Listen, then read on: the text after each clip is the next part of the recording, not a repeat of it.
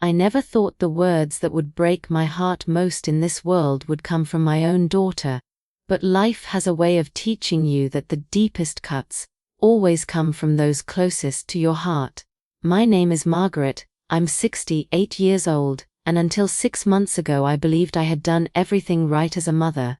I raised my daughter Claire with every ounce of love I had, worked 2 jobs to put her through college, sacrificed my own dreams so she could chase hers, and when she needed help I gave it without hesitation or expectation of return. But somewhere along the way, in the space between her childhood and her adulthood, I became invisible to her.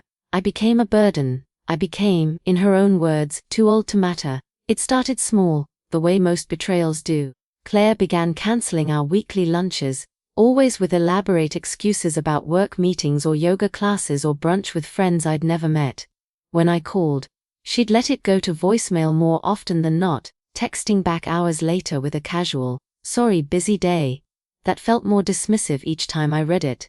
I told myself she was just establishing her independence, that this was normal for a 32-year-old woman building her career and her life. I remembered being that age myself, though I'd never had the luxury of putting my mother on the back burner, because I was too busy being a single mother to Claire, working as a nursing assistant by day and cleaning offices at night just to keep the lights on. My husband Tom died when Claire was only 3 years old. An aneurysm, sudden and merciless, took him from us on a Tuesday morning while he was getting ready for work. One moment he was humming along to the radio, the next he was gone. I remember standing in that hospital corridor, holding our daughter's tiny hand, feeling like the floor had opened up beneath me. But I couldn't fall apart because Claire needed me. So I didn't. I worked and I saved and I built a life for us. When Claire was in high school and fell in love with a beautiful Victorian house in the historic district, I made it my mission to buy it. It took me 15 years of saving every spare penny, but I did it. I bought that house cash when Claire was 22 and fresh out of college, struggling to find her footing in the world. I never told her I owned it. That might sound strange, but I had my reasons. Claire had always been proud, fiercely independent even as a child. When I bought the house, she was going through a difficult time. Job prospects weren't materializing the way she'd hoped, and her confidence was shattered. I knew if I offered her charity she'd refuse it, so I created a fiction, a gentle one. I told her about this great property management company that was renting the house at an incredibly reasonable rate, and would she be interested? I even created fake paperwork, printed rental agreements with a company name I invented. The rent she paid me, $700 a month for a 4-bedroom Victorian that should have commanded 3 times that, went straight into a savings account I'd opened in her name. I thought someday, maybe when she got married or had children, I'd surprise her with the truth. Surprise, darling, you've been living in your own house all along, and look at all this money you've saved. I imagined her tears of joy, her gratitude, her understanding of how much I loved her. That fantasy seems laughable now. The erosion of our relationship accelerated after Claire met Richard.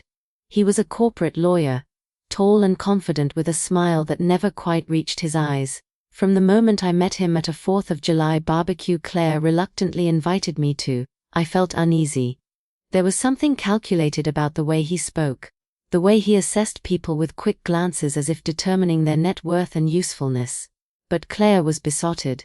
She glowed around him, laughed at his jokes, and slowly began adopting his mannerisms and even his opinions. When I gently expressed my concerns, she snapped at me in a way she never had before. "You're just jealous that I found someone," she said, her voice cold. "You've been alone for so long you've forgotten what it's like to be wanted." The words stung, but I swallowed my hurt and apologized. I didn't want to push her away. Over the next year, Richard moved into the house with her, and that's when Claire really began to change. She started dressing differently, all designer labels and expensive jewelry that I knew her salary as a marketing coordinator couldn't afford. She got a new car, a sleek German sedan that cost more than I'd made in 2 years when she was growing up. When I asked about it, carefully, worried she was getting into debt, she laughed. "Richard takes care of me, Mom. Unlike some people, he believes in investing in quality."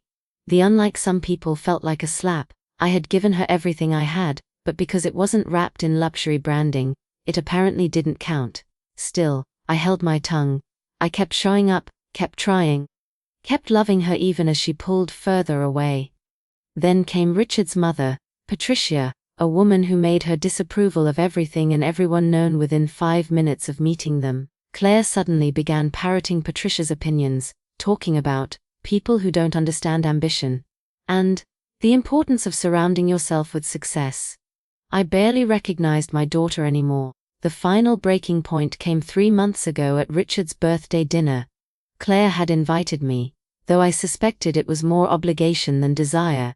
The restaurant was one of those places where the menu doesn't list prices and the waiters treat you with polite condescension. I wore my best dress, the navy blue one I'd bought for my retirement party from the hospital where I'd worked for 30 years, and I felt dowdy the moment I walked in. Everyone there was younger, wealthier, dressed in clothes that cost more than my monthly social security check. But I smiled and tried to fit in because I wanted to be part of Claire's life. Dinner was awkward. I sat at the far end of the table while Claire held court near Richard, laughing too loudly at jokes I couldn't hear. I tried to make conversation with the woman next to me, one of Richard's colleagues, but she looked through me as if I were invisible. Halfway through the meal, I heard Patricia's voice carrying down the table. "Claire darling, you simply must do something about that dreadful rental house, it's so beneath you both. Richard tells me there are some wonderful new condos going up downtown, very exclusive. That neighborhood you're in is so declining." My heart clenched. The neighborhood was historic, beautiful, safe. But more than that, Patricia was insulting the home I'd worked so hard to give my daughter. I waited for Claire to defend it, to defend the house she'd once told me she loved. Instead, she sighed dramatically. "I know, Patricia. We're looking at options. The house is fine for now, but you're right, we need something that reflects where we are in our lives. Something more appropriate." I felt something crack inside my chest. Appropriate. As if the house I'd bought her with blood and sweat wasn't good enough. But I stayed quiet, finished my meal, and excused myself early, claiming a headache. Claire barely looked up when I left. As I walked to my car, I heard laughter spilling from the restaurant, and I wondered if they were laughing at me. The old woman who didn't belong. The mother who was becoming an embarrassment. 2 weeks later, Claire called me. I was so happy to hear from her that I didn't immediately register the cold efficiency in her tone. "Mom, we need to talk about some practical matters," she said. "Richard and I are getting serious about our future, and we need to make some changes. Honestly, we're finding it difficult to move forward with our lives when we're still dealing with certain obligations." "What do you mean, sweetheart?" I asked, though dread was already pooling in my stomach. "Well, these weekly calls, for instance, and you showing up at my house unannounced. It's become a lot. Richard thinks it's unhealthy, this level of dependence you have on me. His mother suggested that maybe you need to build your own life, make your own friends. You're still young enough to have hobbies, join some senior groups or something. You can't expect me to be your entire social life." I stood in my small apartment, the one-bedroom place I'd moved to after selling our old family home to buy her house, and felt the walls closing in. Dependence. I called her once a week. I visited maybe twice a month, always calling first except for that one time I'd dropped off homemade soup when she'd mentioned having a cold. "Claire, I don't think I'm being unreasonable. I just want to be part of your life." "That's exactly what I'm talking about," she said, her voice rising with exasperation. "This neediness. Mom, I'm not trying to be cruel, but you have to understand something. You're 68 years old. You're retired. Your life is basically over in terms of growth and achievement. Mine is just beginning. I can't keep being dragged down by having to manage your feelings and your loneliness. Richard says it's not fair to either of us." Each word was a knife. "My life is over," I repeated, my voice barely a whisper. "You know what I mean. You're too old to matter in the grand scheme of things. You're not working, you're not contributing to society, you're just existing. And you're making that my problem. I think we need some space, significant space. I'll call you on major holidays, but otherwise, I need you to respect my boundaries and stop trying to insert yourself into my life." I don't remember what I said after that. I think I just hung up. I sat on my worn couch, the one I'd had since Claire was in high school, and I cried harder than I'd cried since Tom died. Too old to matter. The phrase echoed in my head like a curse. I thought about all those years of sacrifice, all those nights I'd worked until my feet bled, all those times I'd chosen paying for her field trips over buying myself new shoes. And this was what it had amounted to. I was disposable, a burden, too old to matter. For weeks I spiraled. I stopped calling her. I stopped leaving the apartment much except for groceries. My friends from the hospital, the few I still kept in touch with, noticed my withdrawal and tried to reach out, but I couldn't bring myself to tell them what had happened. How do you explain that your only child thinks you're worthless? I lost weight, I stopped sleeping properly, and I seriously contemplated whether Claire was right. Maybe my life was over. Maybe I should just fade quietly into the background and stop being an inconvenience to everyone. Then one Tuesday morning, exactly 2 months after that devastating phone call, I received a notification on my phone from my bank. The rental payment from Claire's account was late, which had never happened before. She'd always been meticulous about paying rent on time. I checked my phone to see if she'd sent a message about it, but there was nothing. A small worm of worry began working through my depression. What if something was wrong? What if she was sick or hurt, and there was no one to help her because I'd been too wounded to check in? I wrestled with myself for hours. She'd told me to stay away, to stop being needy and dependent, but what if she actually needed help? Finally, that evening, I drove to the house, my house, though she didn't know it, the house I'd bought because I loved her more than anything in the world. I parked across the street and saw lights on, saw Claire's car in the driveway alongside Richard's, and felt relief wash over me. She was fine. She was home. The rent was probably just an oversight. I was about to drive away when the front door opened and Claire emerged, followed by Richard and another couple I recognized from the birthday dinner. They were all dressed up, clearly heading out for the evening. Claire was laughing, throwing her head back in that way she used to when she was genuinely happy, and for a moment I felt such longing to be part of that happiness that it physically hurt. Then I heard Richard's voice, loud and jovial in the quiet evening air. Once we unload this rental and get into the new condo, we'll finally be living the life we deserve. This place has been fine for slumming it, but let's be honest, we've outgrown it. Slumming it. The house I'd bought with 3 decades of saved money. The house I'd given her out of pure love. Claire laughed, agreeing. I know, I can't wait to be out of here. And the best part is we won't have to deal with that ridiculous management company anymore. They've been so annoying about the lease terms. Like I care about their rules when we're moving out anyway. They got into Richard's car and drove off, leaving me sitting there in the darkness, feeling as if I'd been punched in the stomach. The disrespect wasn't just for me anymore. It was for everything I'd given her. And suddenly, sitting there in my old Toyota with tears running down my face, something shifted inside me. The grief began to harden into something else. Not quite anger, not quite resolve, but a combination of both. A clarity I hadn't felt in months. I went home and pulled out the deed to the house, the real rental agreements, the bank records showing every payment she'd made, and where I'd deposited it. I looked at the savings account I'd built for her, now containing over $60,000. I thought about the fake property management company I'd invented. How easy it had been to maintain the illusion, because Claire had never questioned it, had never thought to look deeper, and I thought about what she'd said. Too old to matter, not contributing to society, just existing. Over the next week, I did something I'd never done before. I consulted with a lawyer, a sharp young woman named Jennifer who listened to my story with increasingly wide eyes. Mrs. Chen, she said when I finished, you understand that this is your house, correct? You can end the tenancy with proper notice. Given that she's month to month and you're the owner, you have significant legal rights here. I don't want to hurt her, I said immediately. I just want her to understand. I want her to see what she's throwing away. Jennifer looked at me with something like pity. Sometimes people need consequences to learn. What exactly do you want to do? What did I want? I wanted my daughter back. I wanted the little girl who used to tell me I was her hero, but that little girl was gone, replaced by someone I barely recognized, someone who thought I was too old to matter.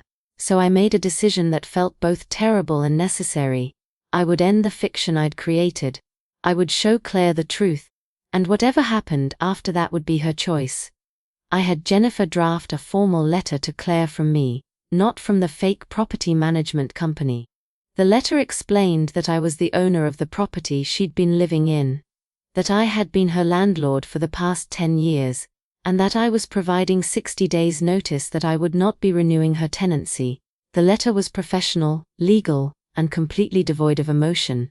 I included copies of the deed, the original purchase documents, and a statement from the bank showing the savings account I'd established in her name with her rental payments.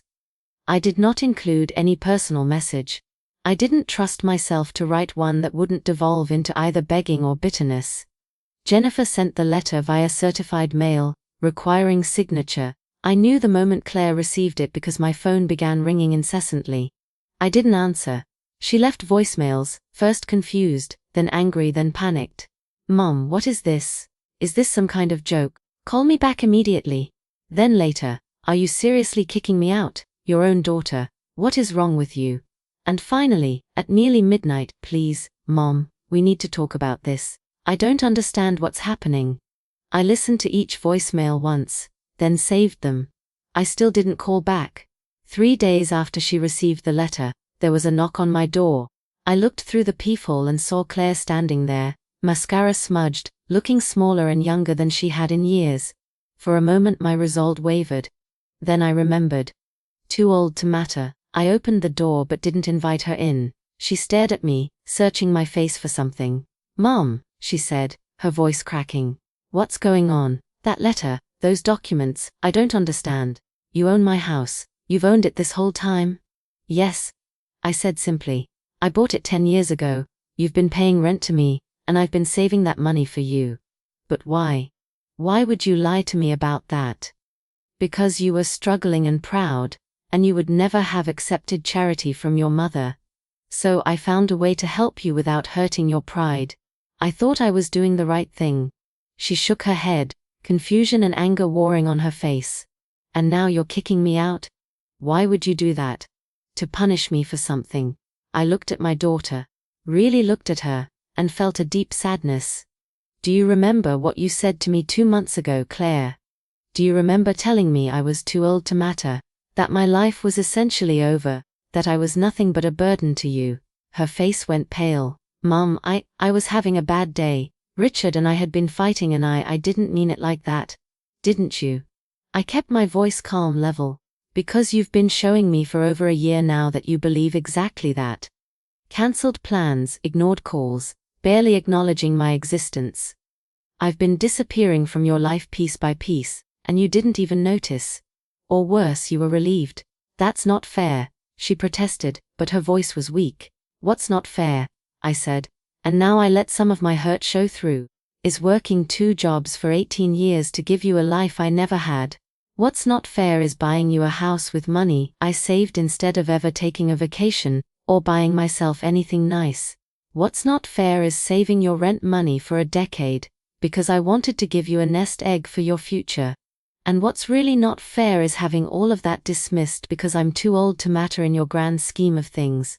Tears were streaming down her face now. "Mom, please. I'm sorry. I was cruel and stupid and I've been letting Richard and his mother influence me. I know that's not an excuse, but please don't do this. Where am I supposed to go?" "I imagine you'll figure it out," I said. "You're young enough to matter. After all, your life is just beginning. You told me so yourself." I stepped back to close the door. "You have 60 days, Claire. That's more than legally required. I suggest you use the time wisely." "Mum," she reached out but I closed the door gently but firmly. I stood on the other side, listening to her cry, and felt my own tears falling. But I didn't open the door again. Sometimes love means letting people face the consequences of their choices. Sometimes it means showing them what they've taken for granted. I'd spent my whole life protecting Claire from every hurt and difficulty I could, and maybe that had been my mistake. Maybe I'd made things too easy, so easy that she forgot nothing in life is guaranteed, not even a mother's unconditional love and sacrifice. The next few weeks were torture. Claire tried everything. She called, she texted, she showed up at my door multiple times.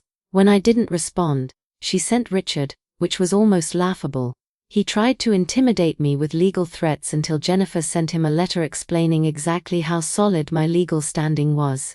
Then he tried to negotiate, offering to buy the house at a lowball price, as if I was some desperate old woman who could be taken advantage of. I declined through my lawyer. Claire sent flowers, apology letters, even tried to show up at my doctor's office after somehow finding out when my appointment was. I remained firm.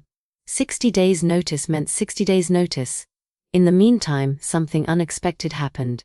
I started living again. Maybe it was the clarity that comes from making a hard decision, or maybe it was finally releasing the hope that had been slowly poisoning me, the hope that Claire would suddenly wake up and become the daughter I remembered. But I started going out again. I reconnected with my friends from the hospital. I joined a book club at the library. I volunteered at a local food bank, and I discovered something remarkable. I wasn't too old to matter. Not even close. The people I volunteered with valued my nursing experience, my organizational skills, my lifetime of wisdom. The women in my book club loved my insights and my sense of humor. I started taking watercolor painting classes, something I'd always wanted to try but never had time for. I was terrible at it, but it made me happy. I was learning that I had an entire life ahead of me, not behind me. Claire had been wrong, and somewhere in the process of setting this boundary with her, I'd proven it to myself. As the 60 days drew to a close, I wondered what Claire would do. I'd heard through mutual acquaintances that she and Richard had broken up, that Richard's mother had never approved of the relationship anyway once their financial situation became less stable. I felt no satisfaction in that news, only a tired sadness. On the 58th day, I received a letter in the mail, handwritten, from Claire. I almost didn't open it. I'd ignored everything else she'd sent. But something made me slide my finger under the seal. The letter was 6 pages long, handwritten on both sides, the writing cramped and urgent, as if she'd needed to get everything out before she lost her nerve. She didn't make excuses, not really. She laid out exactly how she'd changed, how she'd gotten caught up in Richard's world and his values, how she'd let his mother's judgment poison her view of everything, including her own mother. She wrote about being ashamed, about looking at those bank statements I'd sent, and realizing I'd been saving money for her future, even while she told me I was worthless. She wrote about going through old photo albums and finding pictures of us together, me in my nursing scrubs looking exhausted, but smiling as I held her hand on her first day of kindergarten, both of us covered in flour the time we tried to make a birthday cake, and destroyed the kitchen. The two of us at her college graduation where I'd taken 3 buses to get there, because my car had broken down and I didn't want to miss it. I forgot, she wrote. I forgot who you are and what you've given me and how much you've loved me. I forgot that you've been the one constant good thing in my life, and I treated that like it was nothing. I treated you like you were nothing. And I'm so sorry, Mom. I'm so deeply, terribly sorry. I know I don't deserve forgiveness. I know I might have broken something between us that can't be fixed, but I need you to know that I see now. I see everything I threw away, and I'm drowning in regret.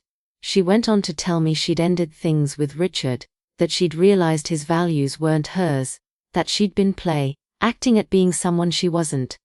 She'd found a small apartment she could afford on her own, nothing fancy, and she'd taken on freelance work to supplement her income. She wasn't asking me to change my mind about the house. She was just asking if someday, maybe, I could find it in my heart to let her try to rebuild what she'd destroyed. I want to earn my way back into your life, she wrote. I want to be worthy of being your daughter again.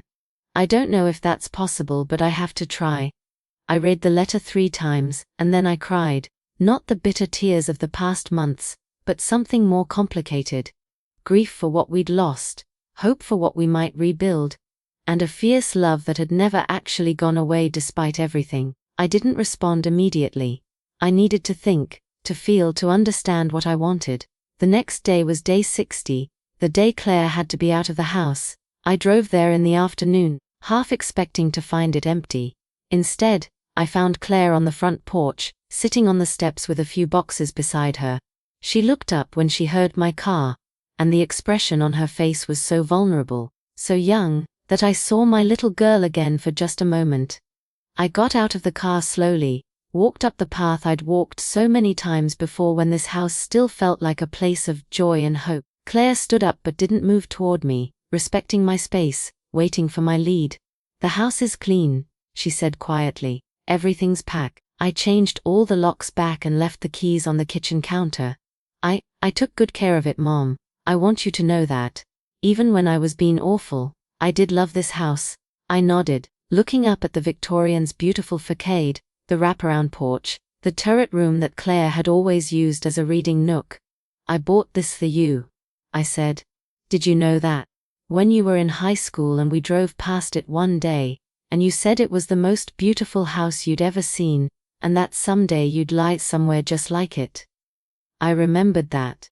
Every extra shift I worked, every penny I saved, I was thinking about this house and your face when you said those words. Claire's face crumpled. "I know.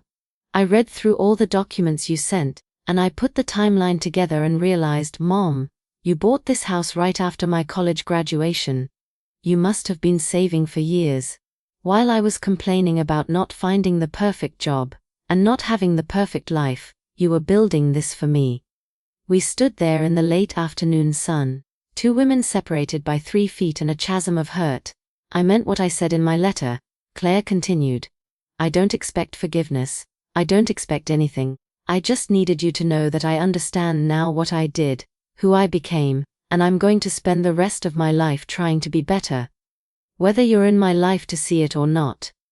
I thought about the past months, the pain and loneliness, but I also thought about the life I'd been building for myself, the friends, the hobbies, the volunteering. I'd discovered I was more than just Claire's mother. I was Margaret Chen, and I mattered, not because of what I could give someone else, but because of who I was. That realization was precious, and it had cost me dearly. I wasn't sure I could go back to the way things were, to making my whole world about my daughter, but I also knew something else. Love doesn't die just because it's been wounded.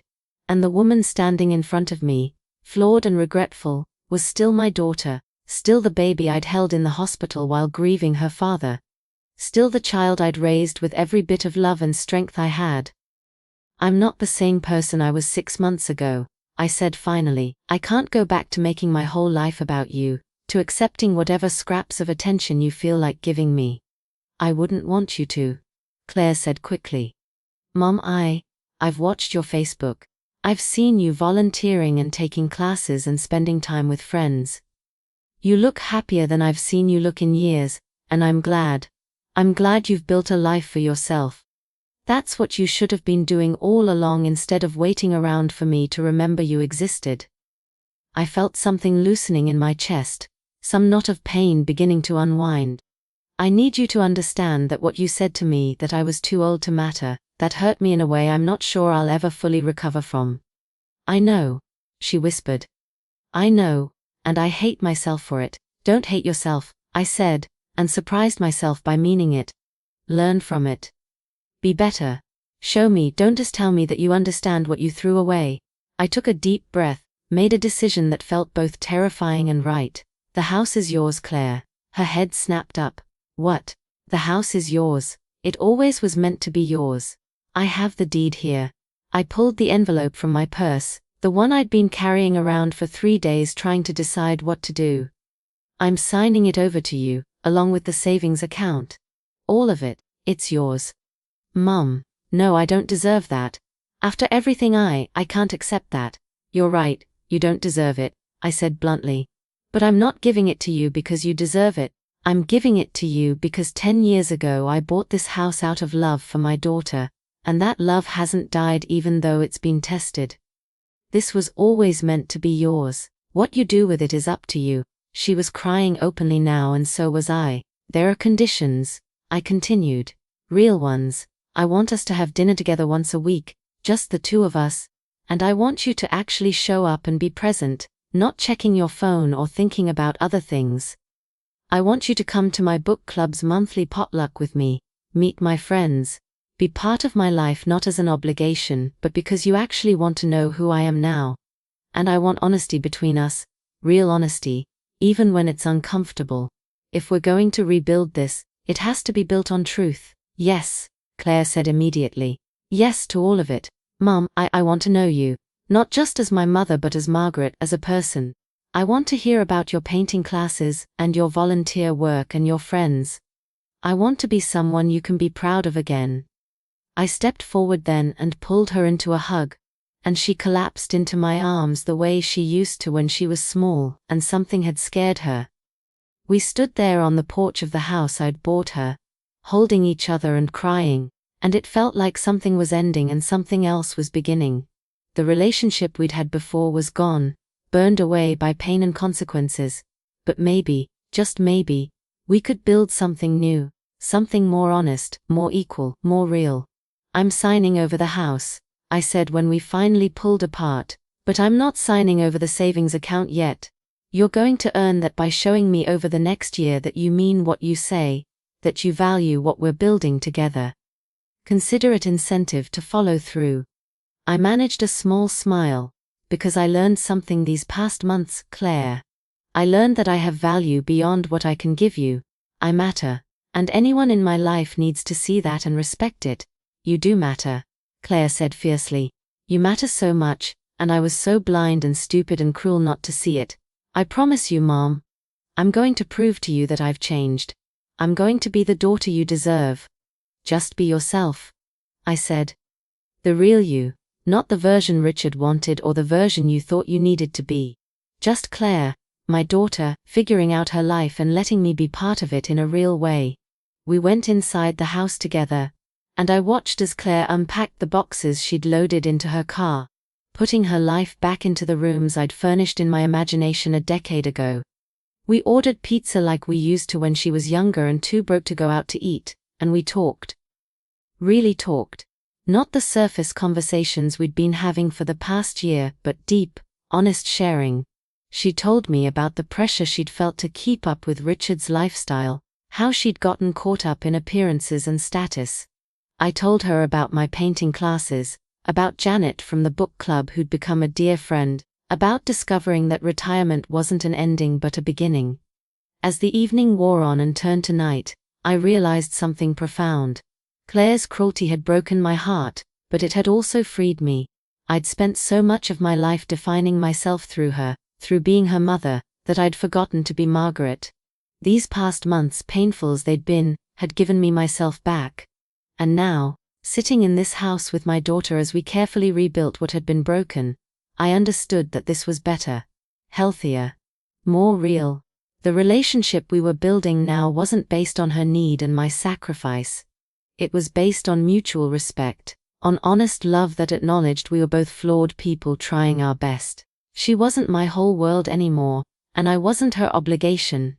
We were two women, a mother and daughter, choosing to be in each other's lives because we genuinely wanted to be, not because biology demanded it or guilt compelled it. Before I left that night, Claire hugged me again at the door. Thank you, she said, for not giving up on me even when I gave you every reason to, for teaching me this lesson in the hardest, most necessary way, and for giving me another chance. We're giving each other another chance, I corrected gently. I'm learning too, learning how to be your mother without losing myself in the process. I drove home to my small apartment, the one that had felt so empty and for months, and it felt different now. Lighter. It was late April, and through my window I could see flowers blooming in the courtyard below, spring asserting itself after a long winter.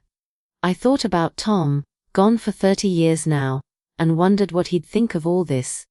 I liked to imagine he'd be proud of how I'd raised Claire, proud of how I'd stood up for myself, proud of the second chance we were giving each other. 6 months have passed since that evening in the house, and Claire and I have dinner together every Wednesday without fail. She comes to book club, brings desserts she's been practicing making, and my friends adore her. She asks about my life with genuine interest, and I ask about hers the same way. She's been seeing a therapist, working through the issues that made her so vulnerable to Richard's influence, learning to value herself in healthier ways. I started dating again, much to Claire's surprised delight. Nothing serious yet, but it's nice to have male companionship and attention after so many years alone. Last week, on the 1-year anniversary of that terrible phone call, where she told me I was too old to matter, Claire came to dinner with an envelope. Inside was a check, a donation to the food bank where I volunteer, made in my name. "I can't take back what I said," she told me, "but I can honor who you really are. You matter, Mom. You matter to me. You matter to all those people you help, you matter to the world, and I'm going to spend the rest of my life making sure you know that." I deposited the check the next day, and then transferred the contents of Claire's savings account into her name, all $68,000 of it, accumulated rent plus interest. She'd earned it by showing up, by being present, by valuing me not for what I could give her but for who I am. When I told her, she cried and tried to refuse it, said she didn't do any of this for money. I know she didn't, which is exactly why she deserved it. The house still stands on that tree-lined street, beautiful and solid, a Victorian monument to a mother's love and a daughter's redemption. Claire lives there still, but now when I visit, I come as a guest and a friend, not as someone desperately hoping for scraps of attention. She's redecorated the living room with photos of us together, spanning decades, a visual reminder of the journey we've taken, and the love that survived even when it seemed impossible. I think sometimes about that dark period after her cruel words, when I genuinely questioned my own worth and purpose. In some twisted way, I'm almost grateful for it now. Though I'd never want to live through it again. It forced me to discover that I am more than a mother, more than a caregiver, more than someone whose value is measured by what I can sacrifice for others.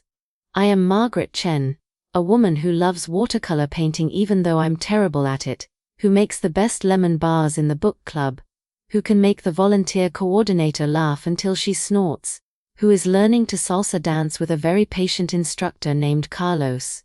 Claire sees all of this now, really sees it, and I think it's changed her understanding of what it means to be a woman, to age, to live.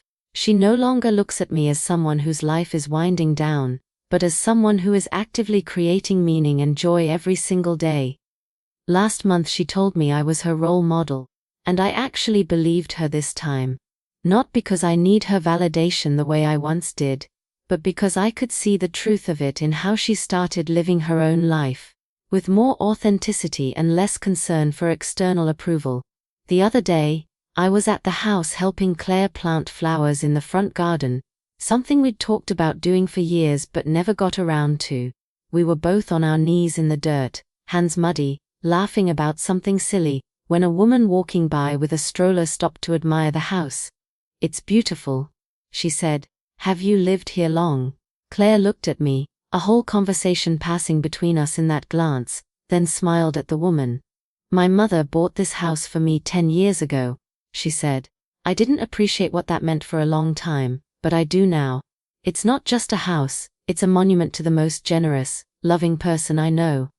The woman smiled politely and moved on, and Claire turned back to me. "Was that okay to say?" she asked. "I didn't mean to embarrass you. It was perfect," I told her, and meant it, because it wasn't about the house anymore, not really. It was about us, about what we'd lost and found again, about learning the hard way that love isn't enough if it's not paired with respect and appreciation. We finished planting the flowers as the sun began to set, painting the sky in shades of orange and pink that I tried to memorize so I could attempt to recreate them in my next painting class. When we were done, we sat on the porch steps together, admiring our work, and Claire leaned her head on my shoulder the way she used to when she was young. "I love you, Mom," she said quietly. "I know I didn't show it for a while, and I know I hurt you terribly, but I do. I always have, even when I was too blind to see what that should look like." "I love you too, sweetheart," I replied, and wrapped my arm around her. "And I'm proud of you, not for what you've accomplished or what you own, but for having the courage to admit you were wrong and do the work to change.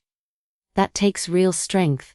We sat there as the streetlights flickered on one by one, mother and daughter, two women who'd found their way back to each other through pain and consequences, and the stubborn refusal to let love die, even when it seemed easier to let it go. The house stood behind us, solid and beautiful, no longer a secret gift or a source of shame but simply a home, filled with better memories being made with each passing day. That night, driving back to my apartment, I thought about the me from a year ago. The woman who believed her daughter when she said she was too old to matter. I wished I could go back and tell her what I know now, that the hardest moments in life are often the ones that crack us open and let the light in, that sometimes love means letting people face the full weight of their choices, that there is no age limit on mattering, on growing, on becoming more fully yourself. I'm 69 now, and my life is fuller than it's been in decades. I have my painting classes where I'm finally starting to understand how light and shadow work together. I have my volunteer work at the food bank, where I've helped develop a new program for seniors who are food insecure, using my nursing background to identify those who need extra support. I have my book club friends who've become my chosen family, women who see me for exactly who I am and love me anyway. I have salsa dancing with Carlos, who keeps asking me to dinner and might actually get a yes one of these days. And I have my daughter, not the idealized version I once carried in my head, but the real, flawed, wonderful woman she actually is. Last week, Claire called me on a Tuesday, not our usual Wednesday dinner day, just to tell me about something funny that happened at work. It was a short call, maybe 5 minutes, and when we hung up I realized I was smiling. Not because she'd called, though that was nice, but because it had been so natural, so easy, so much like two people who genuinely enjoy each other's company. We'd finally found our way to something real. The deed to the house sits in Claire's safe deposit box now, fully in her name, no longer a secret or a weapon or a lesson. Just a gift from a mother who loved her daughter enough to give her everything, then loved her even more by teaching her. It wasn't something to take for granted. The savings account helped Claire start her own marketing consulting business, something she'd dreamed about but never had the courage or capital to attempt. She's thriving in ways that have nothing to do with Richard or his mother's approval, or anyone else's definition of success. And me?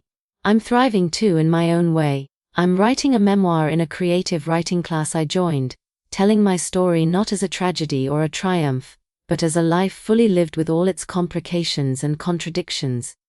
My teacher says I have a gift for finding the truth in difficult moments, and maybe that's because I've had to dig through so much pain to find the glimmers of grace hidden within it. Sometimes in the quiet moments before sleep, I still think about those words too old to matter. They don't hurt the way they used to though. Now they feel more like a dare I've already answered, a challenge I've risen to meet, because I've proven, to myself most of all, that I matter tremendously, not because of what I can give or sacrifice or provide, but because I am here, living fully, loving deeply, creating meaning wherever I go. The story could have ended so differently. I could have let Claire's cruelty break me permanently. I could have wallowed in victimhood or bitterness. I could have remained estranged from my only child, nursing my wounds and my righteous anger. But somewhere in the midst of all that pain, I found something unexpected myself. And in finding myself, I found a way back to my daughter that was healthier and more honest than what we'd had before. It's not a fairy tale ending. We still have hard days, moments when old patterns try to reassert themselves, times when I have to remind myself not to sacrifice my own needs for hers, or when she has to check herself before slipping into taking me for granted. But we're both aware now, both trying, both committed to this new relationship we've built from the ashes of the old one. Tomorrow is Wednesday, and Claire is coming for dinner. We're going to try making homemade pasta from scratch, something neither of us has attempted before. We'll probably make a mess of my kitchen, and the pasta will probably be lumpy and awkward, and we'll probably end up ordering takeout. But we'll laugh together, and talk about real things, and she'll tell me about her life, and I'll tell her about mine, and for those few hours we'll be exactly what we're meant to be, two women, who love each other, who've hurt each other and forgiven each other, who are learning every day what it means to truly see and value one another. The house still stands, beautiful and solid, on that tree-lined street, but the real monument, the one that matters most, is the relationship we've rebuilt inside it. A relationship based not on obligation or guilt or unquestioned sacrifice, but on mutual respect, honest communication, and love that's been tested and survived. We are both different people now than we were a year ago, shaped by loss and consequences and the hard work of change. And I matter, I truly matter, to my daughter, yes, but more importantly to myself. I wake up each morning with purpose and intention, excited about the day ahead, grateful for the life I'm living. At 69, I'm not winding down or fading away. I'm blooming in ways I never could have imagined back when my whole identity was wrapped up in being Claire's mother, and nothing more. The Victorian house with the wraparound porch and the turret reading room stands as a testament to a mother's love, yes, but it also stands as a reminder of a harder truth. That love without boundaries can become toxic, that giving everything can leave you empty, that sometimes the most loving thing you can do is teach someone what it costs to lose you. I bought that house with decades of sacrifice, thinking the gift itself would be enough. But the real gift, the one that actually mattered, came later. The lesson that people, all people, even old retired mothers, have inherent worth that must be recognized and respected. It took almost losing each other completely for both of us to learn that truth, but we learned it. And now we live it. Every single day, as I sit here in my small apartment, the evening sun streaming through the windows, illuminating the watercolor painting I finished this morning, a decent attempt at capturing the garden Claire and I planted together. I feel something I haven't felt in years complete, not because my daughter loves me, though she does, not because I have a full social calendar and new hobbies, though I do, but because I finally, fully understand that my worth isn't dependent on anyone else's recognition of it. I matter because I exist, because I contribute, because I love and create and grow. I matter because I am alive and engaged with the world, and no one, not even my beloved daughter, can take that truth away from me. The story of the house is really the story of learning that hard truth, of claiming my own value even when someone I loved refused to see it, of standing firm in my worth, even when it meant risking the most important relationship in my life. It's the story of a mother and daughter who lost each other and fought their way back, both changed, both better for the breaking and healing, and it's the story of discovering that you're never too old to matter, never too old to grow, never too old to insist on being seen and valued for exactly who you are. That lesson, hard-won and precious, is the real inheritance I'll leave my daughter someday. Not the house, not the money, but the understanding that we teach people how to treat us, and that love, real love, requires both tenderness and strength, both giving and receiving, both sacrifice and self-respect. Tomorrow we'll make pasta and probably fail spectacularly at it, and we'll laugh about it, and it will be perfect, because we're not trying to be perfect anymore, either of us. We're just trying to be real, to be present, to be honest about our flaws and our love and our commitment to doing better. And in that realness, that presence, that honesty, we've found something more precious than any house. We've found our way home to each other, and to ourselves.